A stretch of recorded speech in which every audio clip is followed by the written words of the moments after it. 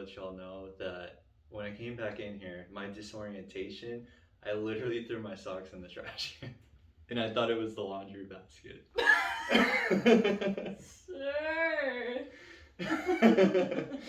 It was deadly because I don't know what it was at the moment. I thought that I was putting it in my laundry basket, but it just ended up They in the probably trash. belong in the trash. I mean, yeah.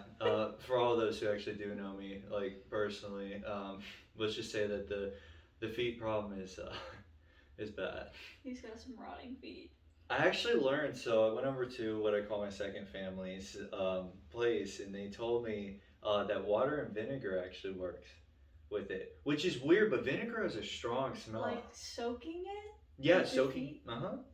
It's like it like I don't know. I guess it brings like the properties back into it. And there was another one that she had told me as well too, but I don't remember. She didn't remember what it was that actually would cure it. But yeah, that's what was Cut your feet suggested. off? That was suggested by some people in the military. They're like, yeah, you have really bad athletes, but may as well take it out.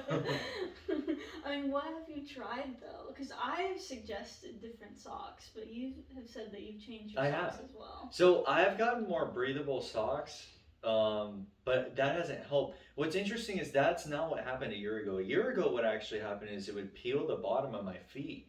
Like I would just get like blisters and they would just peel, and I'm like, weird. But then now this year, that's not a problem, and I think it's because the year before I would have cars that didn't have AC, so that made it substantially worse for my feet because it was always You bad. don't have AC hitting your feet. I know in some cars you can have like your front vents, and I know there's some towards the bottom, but they're not gonna hit your feet when you're hitting the pedals. Well, I guess not hitting the pedals, but like I'm not always hitting the pedals either. Yeah. But it's still providing like instead of it being 100 something degrees down there, the whole car is like 70, so it's better for it. But yeah, that's something that I've tried different things. I've tried Epsom salt as well too. That's when my feet were peeling. And I think it's somewhat helped. It's just it doesn't help that I'm on my feet for like 16 hours a day and I'm always in my shoes. Like that's something that I'm trying to get back into is what they call grounding, where you go out to like a patch of grass and you just walk on it. Because if you're always connected to, I don't know, like technology, like even what we're doing with the microphones and the computer and the phones, can take away from your sense of like being one with the earth again and helping ground yourself just like a car battery. It helps you, I guess, recharge and refuel yourself in some sort of manner. I've liked doing it personally, but we have questionable grass at the apartment, so I don't know because I mean you have dogs who piss in it, you have people who spit in it, or people who spill random chemicals on it. So it's not like a patch of grass that is hazardless.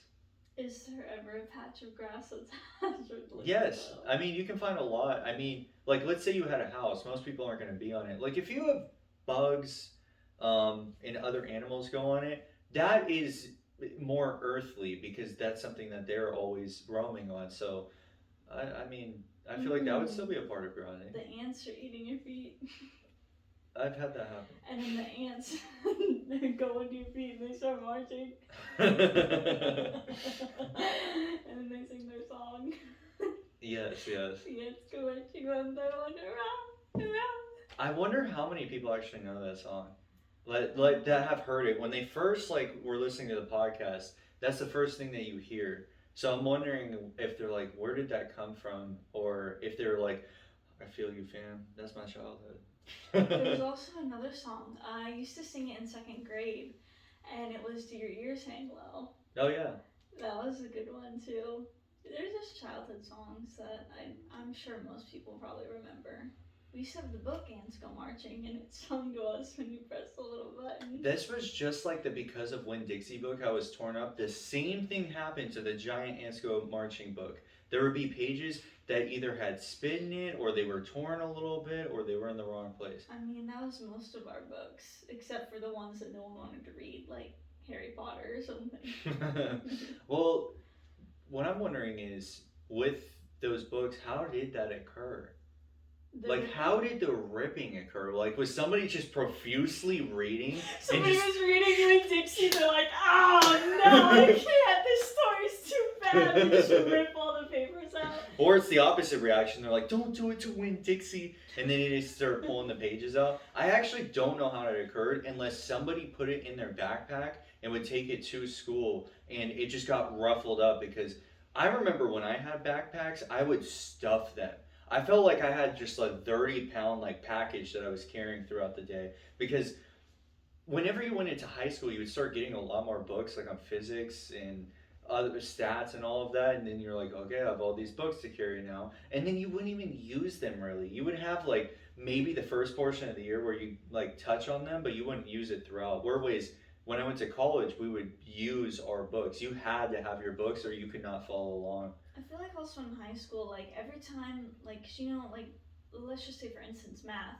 Like you start off in algebra 1, then next year you go to geometry, and then you go to algebra 2, and then you can do like pre-cal or whatever. I remember like every year you would go into those classes and they'd like start teaching new stuff. And obviously during the summer, it's not like you were studying, like memorizing what you learned last year. So they would spend half of the year like re-going over what you were supposed to know from last year. And then the other half of the year was you learning new stuff, even though the whole year you should have been learning new stuff. Do you think that we productively teach in the like United States? No.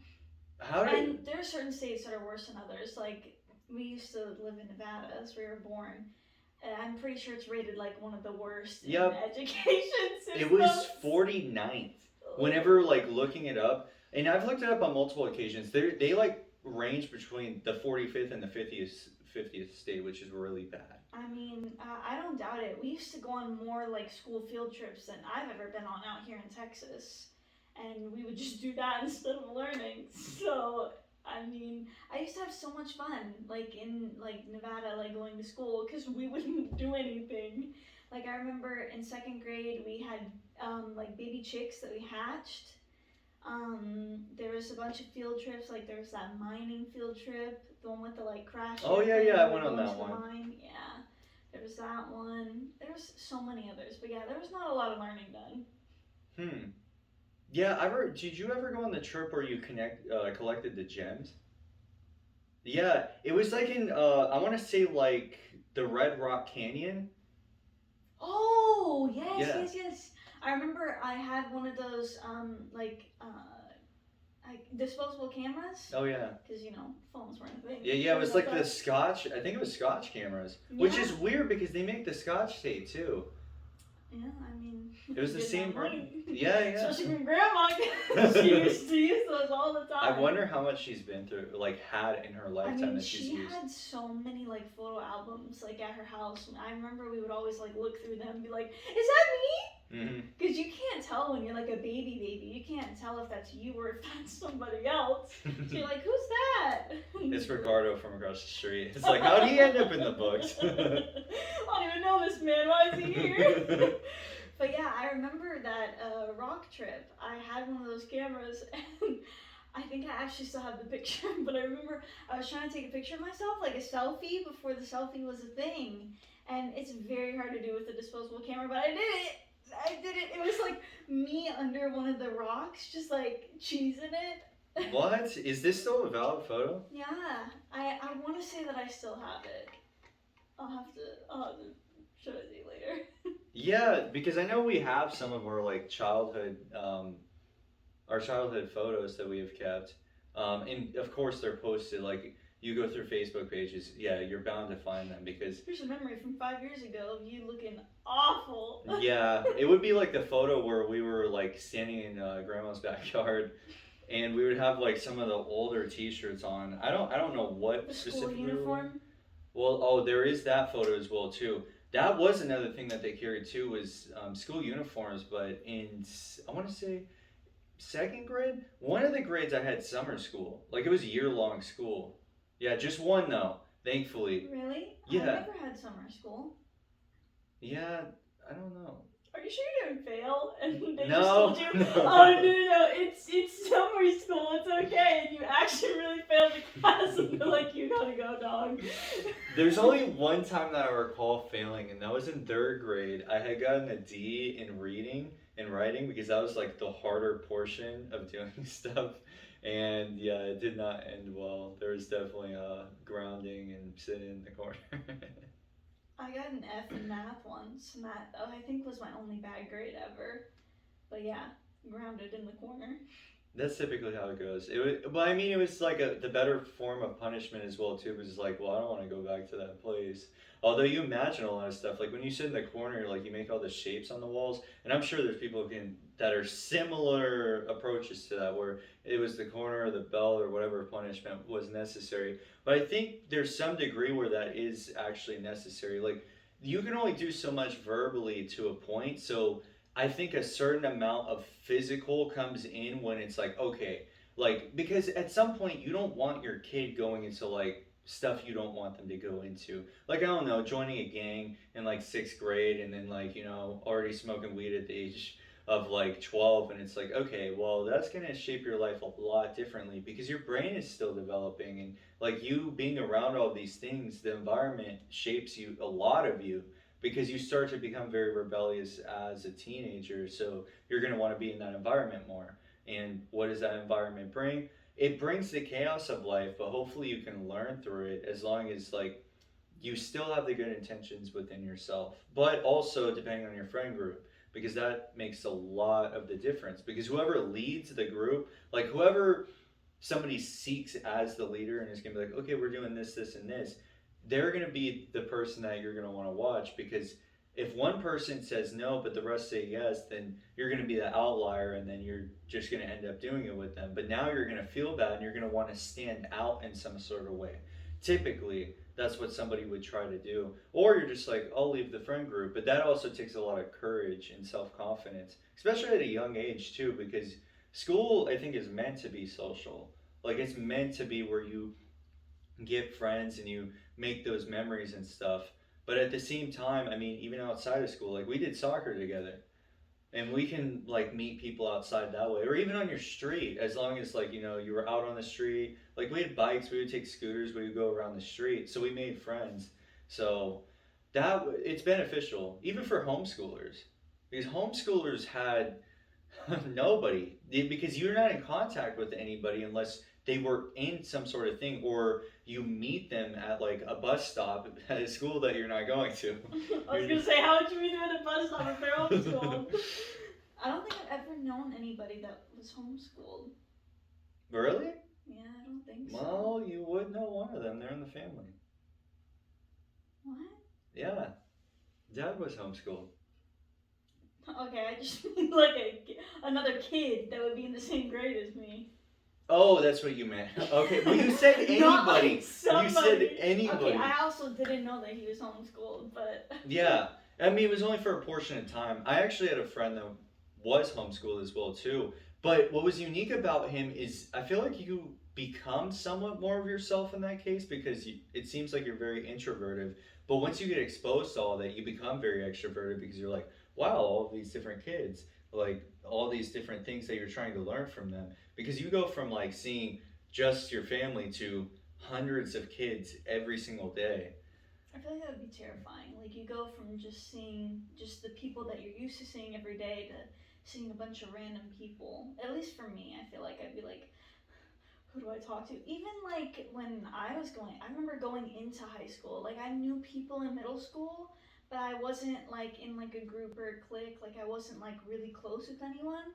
I remember going to high school, and the high school's so big, and like there's so many people there, especially when you're like a little freshman. I mean, I was little all through high school because I stayed the same height. But like as like a new person there in high school, I was like terrified. I'm like, what if nobody likes me, or what if no one talks to me, or if I'm not in any group or clique or anything, or what if I don't know anybody in my classes, or what if a big kid bumps into me and wants to fight? Were you ever bullied in school?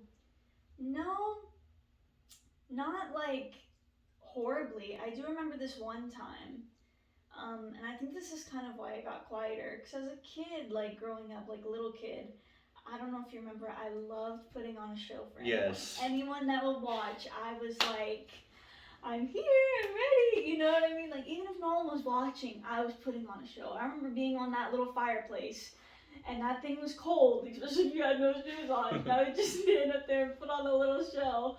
But like, obviously as a kid, you're not thinking about other people's opinions because you're a kid, you don't care. And so like as you grow up, and I remember this specific thing.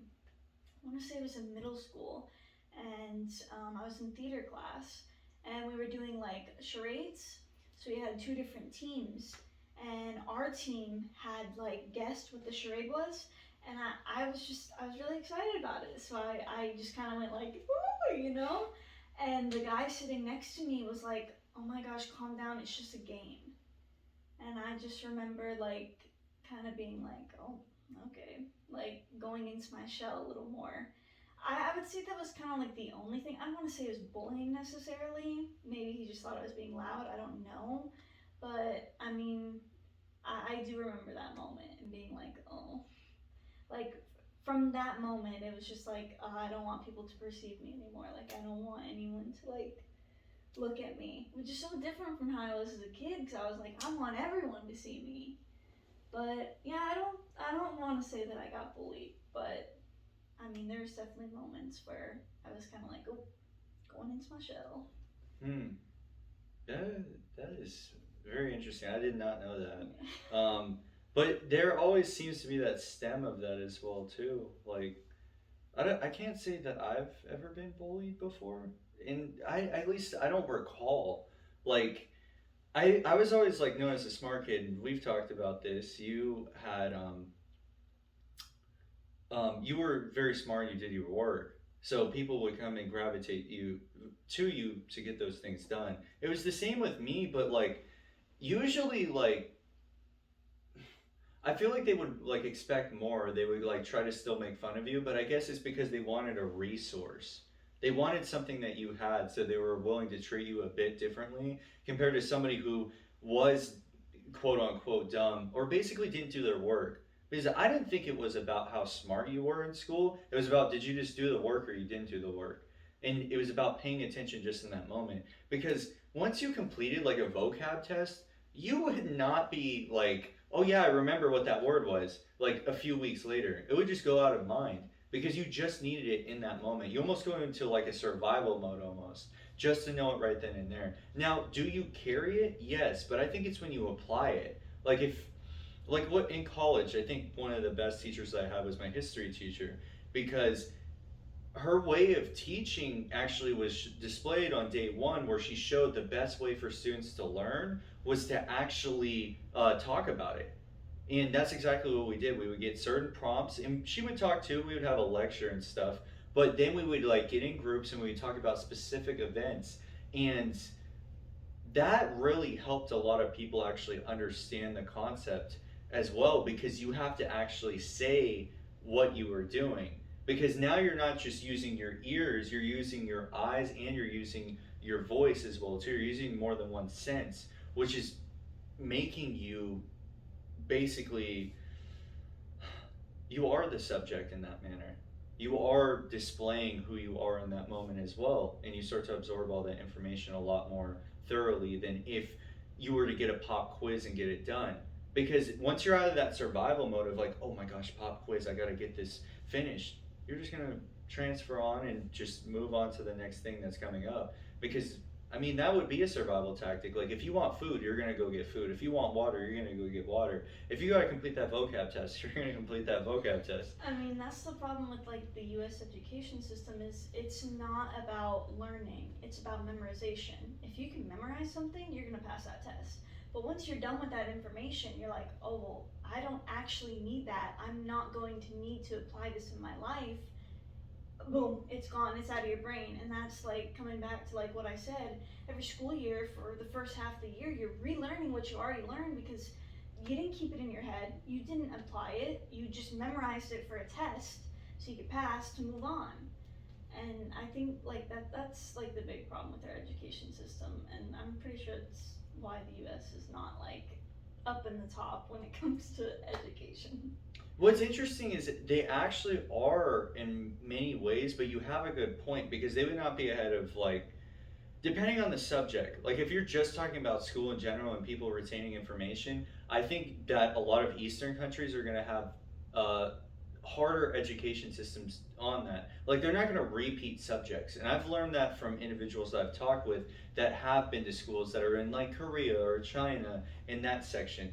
And it actually is useful to a certain extent to actually learn like that, because that's what I didn't like about algebra, because I would just keep learning the same thing over and over, and I'm just like, why are we doing that? Like that approach doesn't make sense at all, because yes, you want them to re-understand those things, but that shouldn't take half the year to do. That should be like, okay, let's recap what you know and kind of get everybody back sped up within the first week, and then you move on to the newer subjects. Now, the further you get into it, the more that would seem to happen.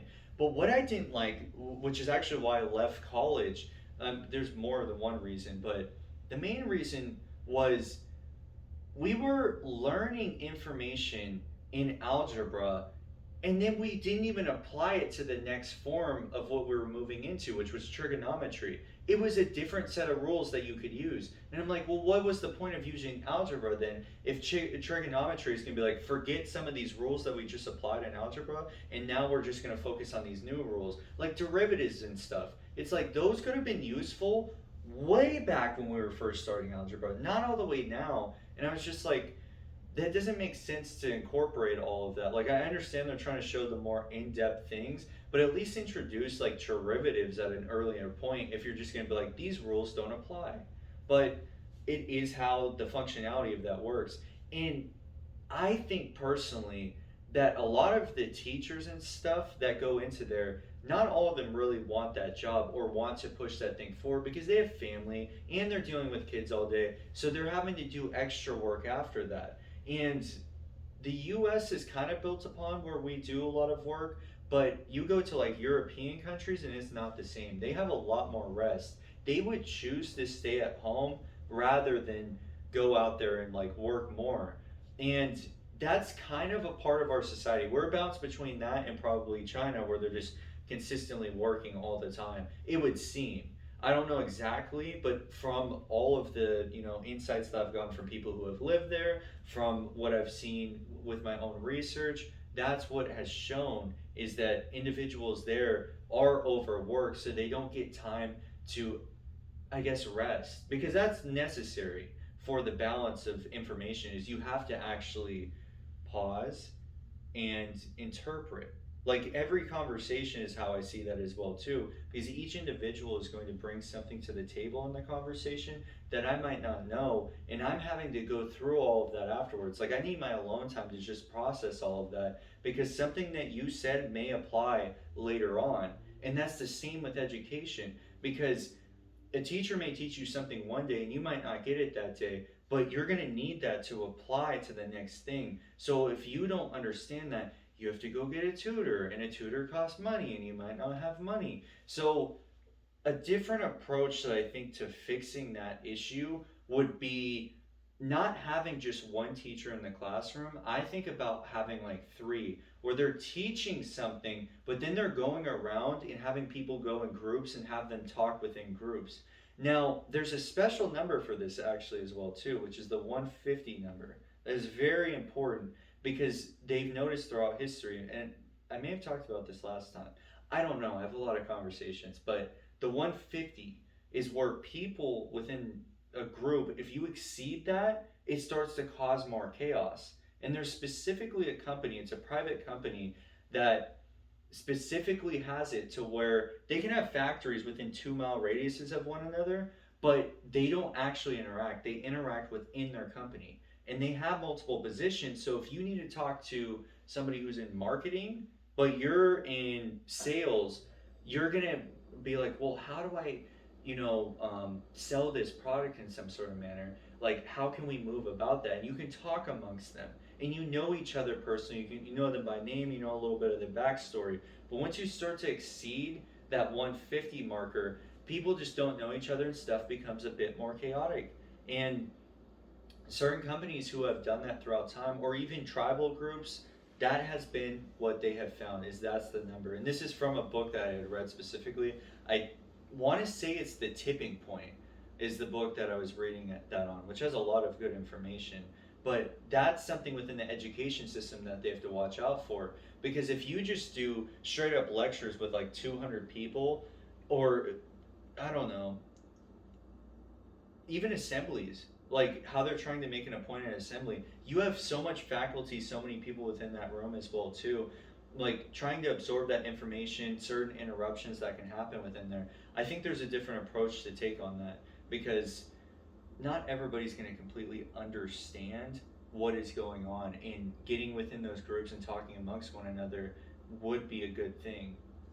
Yeah, I mean, education I feel like is like very different and unique to every person. Like everybody learns in a different way, and a lot of times, especially in school, you're only really taught one way how to do something. And so, yeah, maybe a majority of people might understand it, but you do have a few people that they just don't. And so they're going to continue to fail because, you know, in order for these other pieces to fall in line, you need to understand the first piece. So I feel like education should be like tailored towards each person. Like, how do you learn? Like, for me personally, I have to visually see it. Like, if somebody's just sitting there talking about it, I will not understand at all what they are saying. Like, it just doesn't process in my mind. I have to watch somebody do it, and then I'm like, okay, I got it. Let me do it now. And then once I do it and I get the answer right, then I'm like, okay, I got this. But I have to visually see it to learn it. You know, some people are the opposite. Some people, they can hear it and they can learn it. But everybody's different. And so I definitely feel like education needs to be tailored towards each person, especially if you want people to learn things and to actually like continue carrying that with them instead of just memorizing, which is what we're doing now.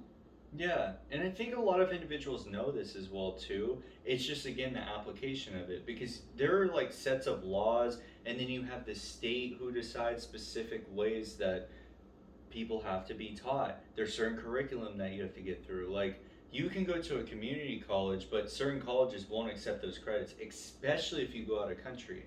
Because you there this happens in many professions, like the medical profession. State to state, you have to do a whole new test just to get recertified. But if you go out of country, you almost have to go to school again just to be approved for some sort of medical license, just because the methodology of how they teach is substantially different from what we do here. And is it better or worse? I don't know. I haven't done personal research on that. But I also think teachers themselves should have that ability to move to different schools to actually understand certain things. Like, yes, is it more difficult to do? Yes, because you're having to move faculty around.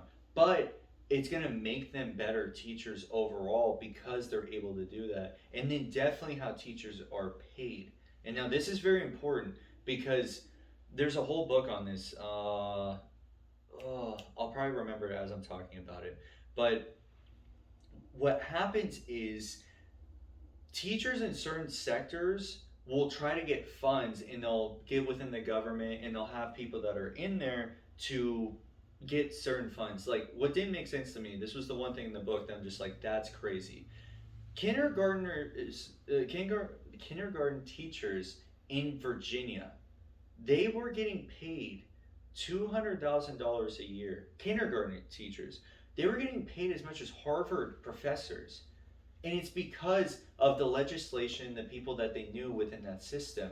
And the book is it's Luke Rosiak's. I want to say it's Rosiaks. I could be getting that wrong. But he explains the school system more in depth, because he was somebody who was within that system, and he saw the corruption within that. Whereas, I knew a teacher that was at the high school. He worked in Indiana. He was making $30,000 less for the same exact position, no matter on how years, because in years, you're always going to have a new hill to climb. If you've been there 10 years, you're going to make more than somebody who's been there 1 year. In all schools, I mean, in jobs, it's the same way. Yeah. You're going to make more. Well, in some jobs you can get in there, and some people are making more than you, which I believe you've had this experience before. Yeah, the last job that I worked at Walgreens, there was people that starting off, because they changed the starting pay, so starting off, they were almost making more than me, and if they got a raise, then they were going to be making more than me. And I think Walgreens is in a lot of hot water right now. Their like CEO stepped down. I know at least in our area, the district office, a bunch of people got laid off. Like they're they're not doing well. I think they had employees that were like planning a walkout. I don't know if they ever did it, but yeah, I mean they've had like issues with paying their staff for a while. There was a cashier there. She had been there, I want to say 20 years or over 20 years, and she was making less than people that started as a cashier there. I was like, that is not fair. And they told her, well, you're at your cap. Like, we've given you all we can give you. I'm like, but that's not fair. Like, she's been loyal to this company. She is a good employee, you know? And the only thing is, she kind of just didn't want to move up from there. But it's like, that company had enough money to pay her more. They just didn't want to. I mean, that's a, what, probably $1 billion company at this point, and they're just not paying their employees enough, and then they wonder why they leave. It's definitely a hard balance between all of that because you have to think about the task and what people want as a demand. Because this is talked about a lot, like how construction makes less than, I mean, a lot of individuals. Like construction makes less than what I make with what I do, and that's because demand for the service industry is so much higher now that people want that thing. So therefore, they're willing to pay top dollar for that, and that's why people in that position can make that. Because what I think the transfer is starting to happen is the 9 to 5s. They're still going to be a thing moving in the future, but they're not going to be the top tier in terms of pay because they're structured in that manner to be like that. Whereas when you go into the service industry, you're likely to have a fluctuation. You're not going to have stability when it comes to that. But if you get good at that thing, you can make more than an individual who is in one of those positions because that is what's happened throughout society. Like that's why the parents, and not like ours specifically, but that period of time, within I guess 80s, 90s, whenever they were kind of growing up, it was go get your 401k and work the 9 to 5, actually have a career. Whereas now that's not the case because if you ask a kid today, what do you want to be when you grow up? It's not an astronaut anymore. Like all of this stuff, like, oh, I want to be a doctor, lawyer, all of that. That's the parents saying those things. What they want to be is influencers, which is crazy because that's here. That's not other places. That's here where that happens. Because you can ask somebody in Europe and they will say those things. And it's because people are seeing that that is becoming a something that is popular and more profitable here. And I mean, a lot of people like what you get from it. You get money, you get power, you get fame, and you get to be seen, and that's what they would want now because we are technologically driven in that manner. Because we're technologically revolutionized compared to more like your other countries. Your other countries are still going through in Maslow's hierarchy the bottom levels. Some of them, like a lot of places, have food now, whether it's good or not. And I definitely don't think that we have good food compared to Europe. But I'm talking about the ones who don't even just have food, period. They're still worrying about survival tactics. Why is anybody going to care about climate change when they can't even get food? That's Yeah. the last thing that's on their mind. 100%, yeah. I mean, I think people also are moving into the influencer realm because you get to choose your schedule, and a lot of people don't really like that 9 to 5 anymore. They feel like they're overworked, and with being an influencer, you can choose when you want to work. Really, if you want to sleep in until 1 p.m., you can, as long as you've you know made your content beforehand, or you make it after you wake up. I mean, I think it's definitely more complex than that if they want to keep that stability as well too. Because I think individuals can get there very fast, but there's principles that are not instilled to actually keep them in a realm that's like that. Because it is something that you do have to work for in a sense. And it's a different type of work because you can work smarter, not harder, which I heard a lot when I used to work back at Dairy Queen, specifically from an individual. That's something that they would state. And that is true in a manner. But at the same time, if you were to say that 20 years ago, that would not be true. It would be you need to work harder to actually do those things. And that's something that they might change structurally coming up soon as well, where somebody's proposing that you do $100,000. I believe his name is Tim Scott, where you do $100,000 for individuals who do work like those 9 to 5s that work as like welders, and I believe it's your blue collar workers basically. They want that to happen. The reason why is because we want to build things here. We want to do things here again. Now, some people will argue that that's a step backwards, but it could be a step forward as well too, because independence in some sort of manner can help that. You still want to do trade because trading was what actually prompted us to move so fast within the past 200 years, is because we started uniting as an actual world and we got more done. The problem is there's always going to be that shift. We're going to be at the top where everybody's doing great, everything's going well, we're at peace. But then we got to come back into war again because there's going to be something and that somebody does where it's like, I just can't do this anymore. It's just something that literally irritates them. It's like doing the same thing over and over again and expecting something to change. They're going to get sick of that and they're like, no, I'm moving and I'm doing something else. Like individuals that have to go what you explained with Walgreens, where their cap isn't like that, so they're now forced to go somewhere else, which could be good or bad. Because let's say that the individual is older and they can't really work, and they're getting treated like that, or they just get fired right out, even if they did good work, just be or laid off. Yeah. That's something that's not going to be beneficial to them, and then it's going to be an endless cycle of having that shift. Like today, this happened.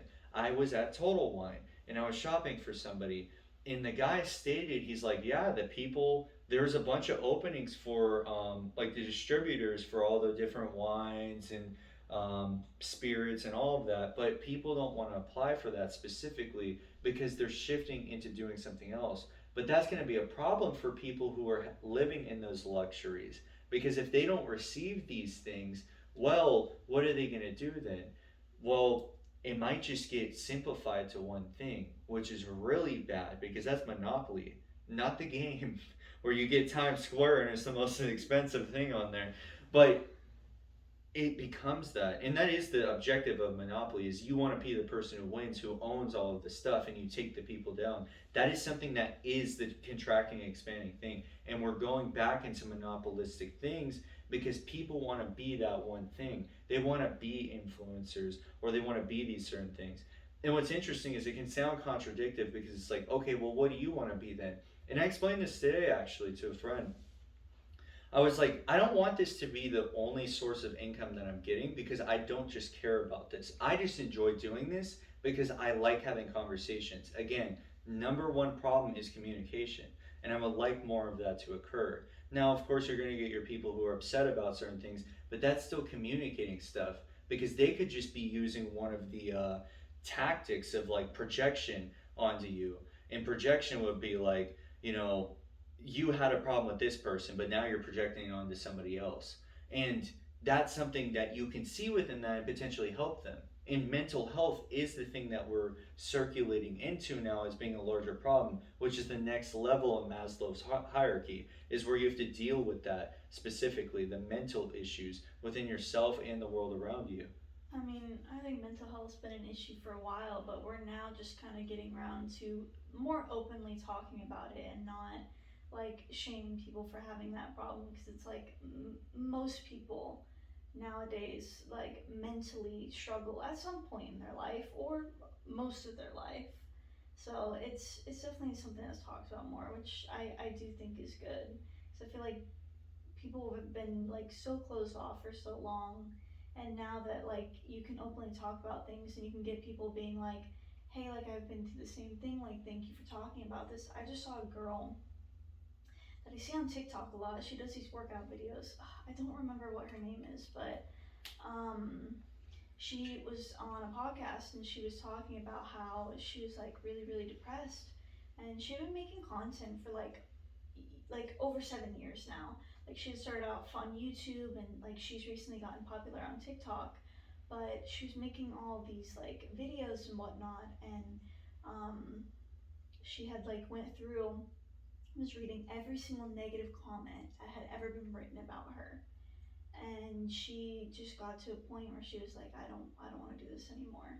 And she went and she like dropped her husband off at the airport, and she was like, well, nobody needs me here anymore, like this is it.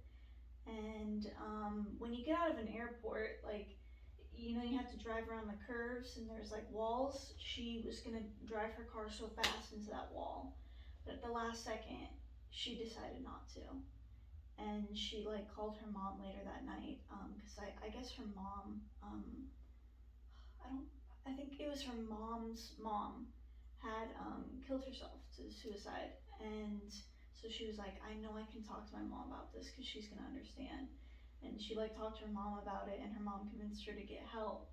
It's like that's what happens when you communicate. Because now she has that help, and of course there's gonna be days where she's obviously not feeling the greatest, but like she knows that there are people there that care, and she's actually like trying to, you know, help her mental health.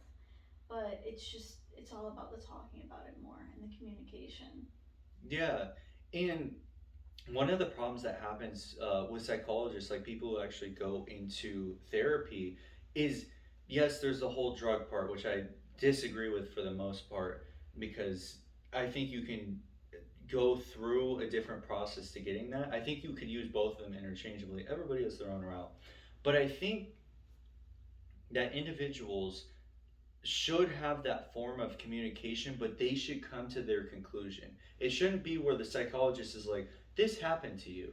It's like, no, they can't entirely understand your thought process, but they should be guiding you to understand certain things, like asking specific questions about it, because that is literally their job. Their job is to interpret and give you questions and maybe make certain statements toward it. But each patient's going to be different when it comes to that. Some of them are going to talk a lot, some of them won't talk as much, so you have to kind of fuel that thing from coming.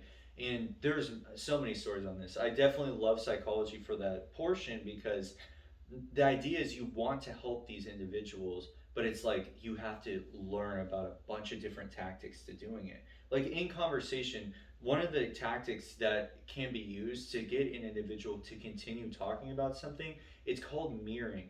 And this was from an FBI agent, one of the books that I read. um, I don't think it's Never Split the Difference, although that is another good book. um, Basically it's something like this, where like you're talking about like mental health or something like that, and I'm like, mental health, you're putting it in a question form so they will continue going on about that thing. And that's one approach that you can take with there, but you have to have an arsenal of things to actually do that. But when it comes to friends and family, it's more of like, are they actually listening to what you're saying? Are they actually truly understanding what you're putting out? They may not at the moment, but if they're always attempting to do that, the person will recognize that because they're being true about it. They're not like trying to be like, oh, like, okay, whatever about that. And you can tell that they're not listening because they're not putting something into the conversation that they feel is necessary.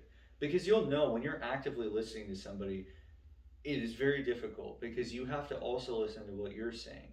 And that's very difficult because you're trying to interpret them and then you're like responding to them. But how your reaction is matters more than anything, because that will determine where they go next. And that's not saying you know exactly where to go either. You just have to try different tactics to give them different perspectives. And then they might come to some conclusion at some point. And it can be hard because some people you have to be more patient with because there's a lot more stuff that they have to work through.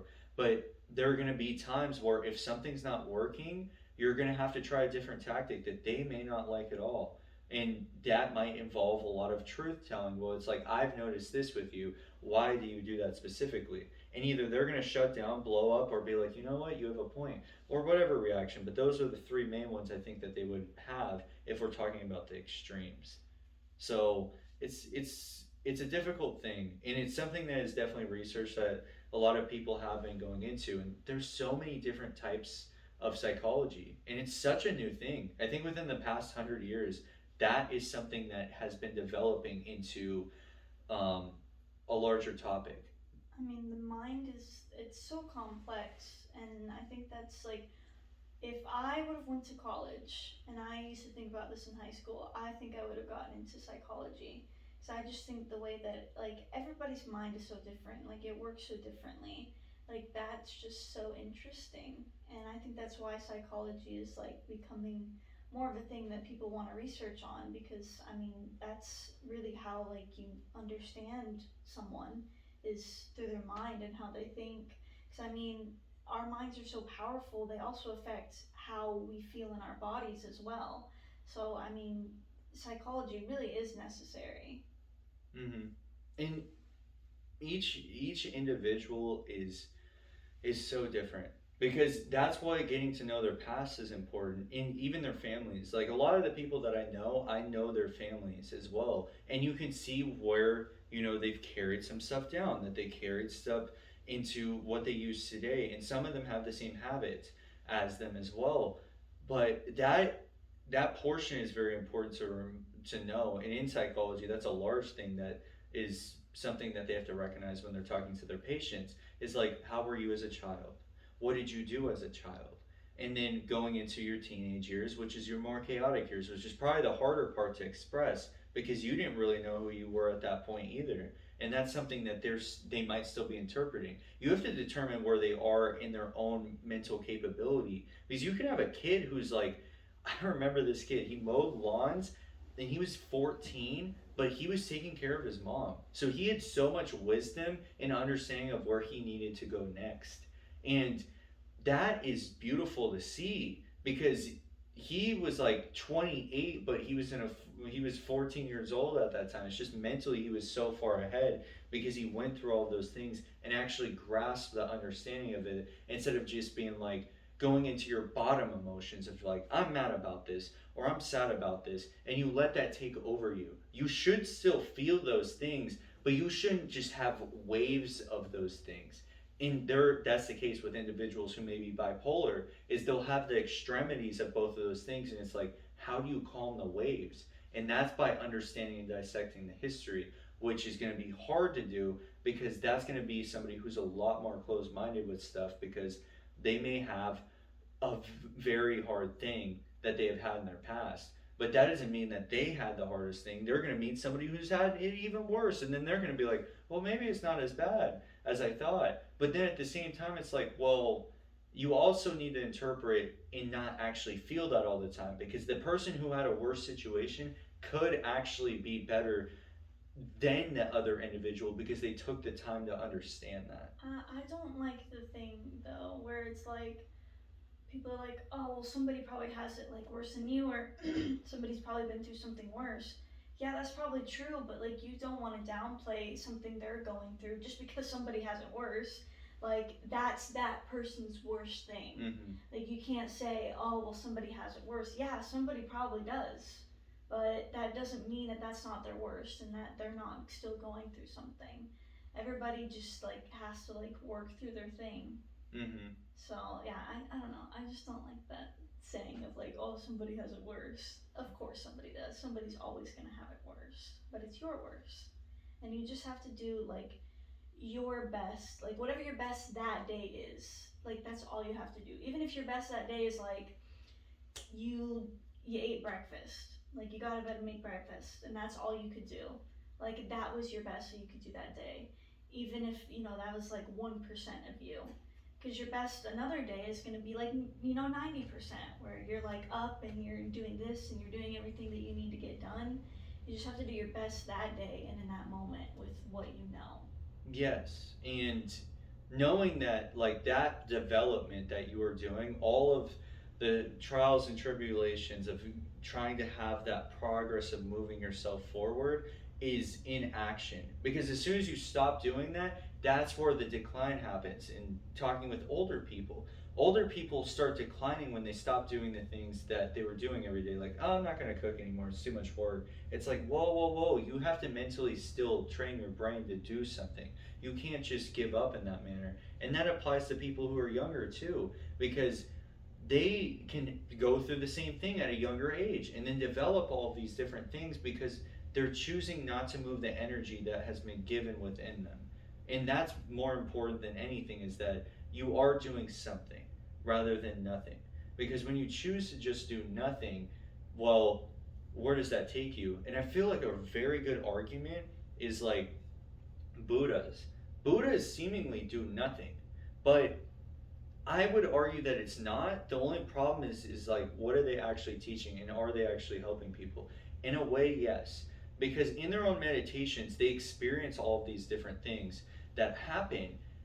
The problem is like are they talking with anybody? Are they giving back to the nature? Are they using that energy somewhere? And it's not always seen as that because the world can't be run with somebody who always meditates like that. But you can't run a world where that's not the case either because that's off balance. Then your balance is just like, okay, if everybody was meditating, then it's like, is anything actually getting done? And then what is actually getting done? What do we actually need to do here? And that is very subjective to the scenario and situation that you're in. Because I had this thought, and this is a crazy thought. I feel like I can almost experience these different things if I was living in different places in a different lifetime. Like I try to envision it. Like I remember I was like, well, what if I just lived in a desert and like I actually lived out there and we had a whole community and stuff. I was not placed there at that time, but what would that mean? What would that mean to me? And it's very difficult to like show and apply that type of thing, but just try to put yourself in that perspective, like the putting yourself in somebody else's shoes perspective, but almost seeing like interdimensionally, if you're in a different spot, what would you be doing there? Because that thing, just envisioning that thing can actually help you with what you're trying to do here. Because you may be stuck on whatever you're trying to do next. Like, and it's usually within yourself. It's not that people are holding you back, it's that you are holding yourself back because you haven't been able to find that next step. And it may just take that part of envisioning because you talked about it. Our brains, it's supercomputers. We have access to a lot of information. The problem is we have interference with technology now. We're now using a different type of programming every single day. So if we don't get that sense of that, then we don't know how our own computer works. But if you don't have any touch with technology, like the monks, Buddhas, and stuff, that can also be harmful because I would think you're almost off balance because you're choosing to not move forward with society. But if you are supposed to be that and you know that that is where you're supposed to go, you will feel fulfilled. That's the difference. But if you go into being a monk and you do not feel fulfilled, then you have to find a different avenue and approach. And this is just throughout life, which is how I think the job sector should be set up, where if somebody wants to move on to something, you're going to have somebody in that exact same field who is going to do that as well too. Swap their positions. Let them go do that other thing. Now, my question is like, how does pay work? That doesn't matter because if you're swapping that, you will have a set pay within that area, I would think, which is where universal income might come in. But how that approach and tactic is, I think if somebody moved into that, we could cure that problem of having people like, well, I don't know about doing that. Like it will help build confidence because it's like they want to go do that. Okay, let's let them go do that type of thing. They may be terrible at it, like most people are at the beginning because you have no idea what you're doing. But then they'll find that, they'll feel gratified with it and they'll continue doing that thing. And if they're not, they'll move to another section and do something else. Because that would be like what true freedom is when you're trying to understand and do these things is actually doing that. But finding it in yourself is very difficult. And it's possible, and as long as you have a good community, that can be helpful as well too. But there's so many different approaches and tactics. It's a difficult life. Yeah, I mean, you just gotta, I guess, believe in yourself. At the end of the day, like, all of the power that you need is gonna be within you. So as long as you just like keep pushing forward, like I think you'll get to where you're going. But the thing with jobs that is so hard is that a lot of them are like, oh well, we require that you already have experience. And it's like, well, if you're an entry level person in this position, you're not gonna have experience.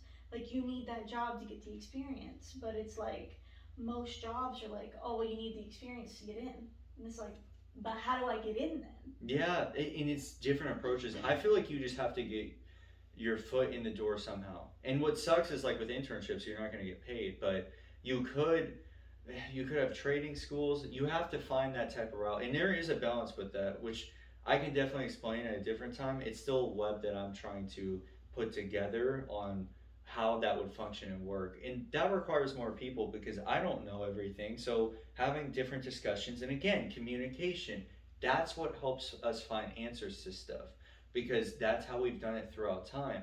Now, of course, people can be backchatted, like backstabbed and cheated. Like American Innovations is another podcast where it literally talks about that. It talks about how it happened. And I remember this one dentist had done something. He had, I think it may have been the fluoride thing. I don't know though. But something that helped people's, oh no, it was choking. This one where people would eat like steak and a lot of people would choke because they didn't know how to do the method of how to get it out. Well, certain people would say take certain credibility for it.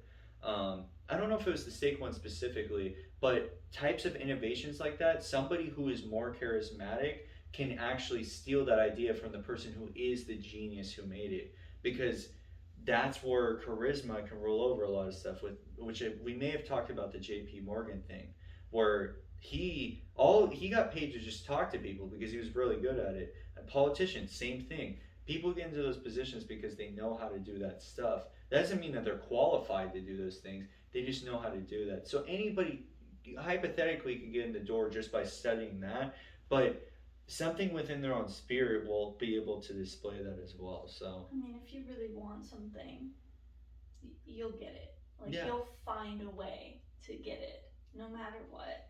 And I mean, that's what those people did. Mm-hmm. They really wanted something, and they did whatever it took to get it. So life and death is what it is. But we're definitely gonna have to wrap up. I don't. That better not be how long it is. That says 56 minutes. But we'll see. I mean, the issue that we kind of have with this, to kind of explain to the audience, is that we record through phones and they have a storage space capacity that can overwhelmingly exceed it. Struggled with on the last podcast. That's Yeah. why I was a day late. One of our phones stopped recording after 14 minutes, and then somebody lost the footage on their laptop. Yeah, and then I ended up finding it, but then the issue was it only recorded for 14 minutes because the storage space on it was like that. So that's kind of what happened last time. Same with the link as well too for what I talked about at the end of the last podcast. I haven't received that yet, but I will put it up there whenever I do get it. So that's not quite there yet, but yeah, we'll be wrapping up. This one was a bit different. This does not go with the numerology today of like talking because it's an emotional day in terms of numerology with the 11s. It's a double 11 day. So it should have been. It definitely was emotional. There was this guy who was banging on the side of his car because this lady. We were pulling up to this lady, and this lady didn't know like how far the line was, so she had stopped behind me, but he was gonna cut across. He starts banging on the side of his car, and he's like, "Come on, lady, move! I was gonna go this way." And I even rolled down my window. I'm like, "Sir, you need to calm down." He didn't hear me. I wasn't quite loud enough, but next time I need to be because that man needed to chill. Like it scared the lady behind him. Have you seen those people that have the microphone in their car and it's basically like a loudspeaker, and they'll just be driving on the road. They're like, "Hey, person in the Honda, you need to drive a little faster, bud." That's what you need in your car. Yeah, actually that would be very cool. Like just an attached like megaphone basically, or the people, which is kind of annoying, just get one of the train horns because then you're like, "Train's coming through the city." Yeah, no, but that just scares the crap out of people. Like if I heard that, I'd be like, why did you just do that? Shut up. Like that would make me angry if I heard a train horn come from somebody's car. Well, each reaction is definitely gonna be different, but most people's reactions with horns, they hate them because they're like, "What'd I do? What happened?" And it's like it has nothing to do with them, but they think it's their fault. It's that's driving though, and it's getting worse here. Like people are more and more aggressive here. So we do need to end the podcast, but yeah. So definitely thank y'all for watching. Definitely subscribe. Hit the notification bell as well too, because that does come up in your notifications. I know there's some times where that will be a problem, but for the most part, it's not. That will definitely help with you finding it. If not, on the social medias, you'll definitely see them. We'll have links to that in the description, which I have not been doing. I don't even think I have it on the main page either. Bro, I've been working so hard. No, okay, you are killing it on the shorts.